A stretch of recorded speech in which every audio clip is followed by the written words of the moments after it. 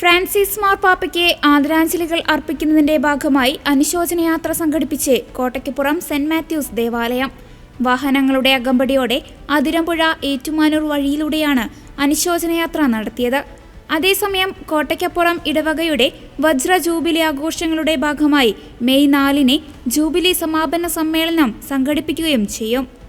ചങ്ങനാശ്ശേരി അതിരൂപതയിലെ അതിരമ്പുഴ ഇടവകയിൽപ്പെട്ട അതിരമ്പുഴ ഫൊറോനയിൽപ്പെട്ട ഇടവകയാണ് കോട്ടയ്ക്കപ്പുറം സെന്റ് മാത്യൂസ് ഇടവക ദേവാലയം.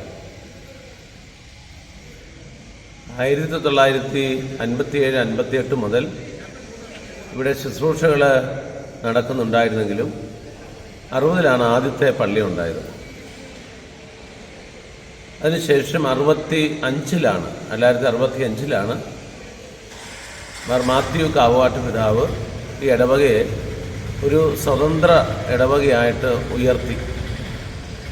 അതിൻ്റെ വജ്ര ജൂബിലി ആഘോഷങ്ങളിലൂടെ ഞങ്ങൾ കടന്നു പോവുകയായിരുന്നു കഴിഞ്ഞ ഒരു വർഷം മുഴുവൻ. അതിൻ്റെ സമാപനമായി 2 പ്രധാനപ്പെട്ട കാര്യങ്ങൾ ഞങ്ങൾ ക്രമീകരിച്ചത്. ഒന്ന്,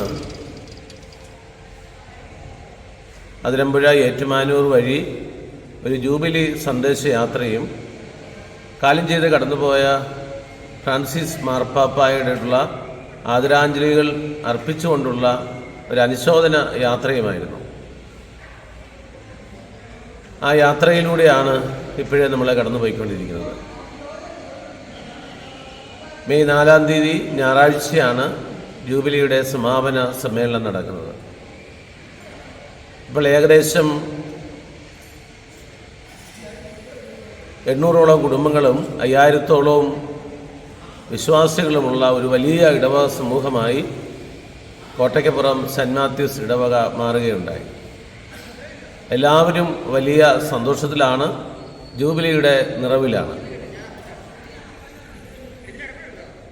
എല്ലാവരുടെയും ഈ ആനന്ദവും സന്തോഷവും ഒക്കെ പങ്കുവെച്ചുകൊണ്ടാണ് ധാരാളം വാഹനങ്ങളുടെയും 2 വീലറിൻ്റെയൊക്കെ അകമ്പടിയോടുകൂടി മാർപ്പാപ്പായ്ക്ക് ആദരാഞ്ജലികൾ അർപ്പിച്ചുകൊണ്ടും ജൂബിലി സന്ദേശം നൽകിക്കൊണ്ടും ഞങ്ങൾ നടത്തുന്ന ഈ യാത്ര നിങ്ങളെല്ലാവരെയും മെയ് 4-ാം തീയതി ഇവിടെ നടക്കുന്ന ജൂബിലി ആഘോഷങ്ങളുടെ സമാപന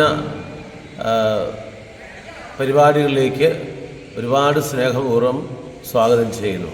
ദൈവം അനുഗ്രഹിക്കട്ടെ.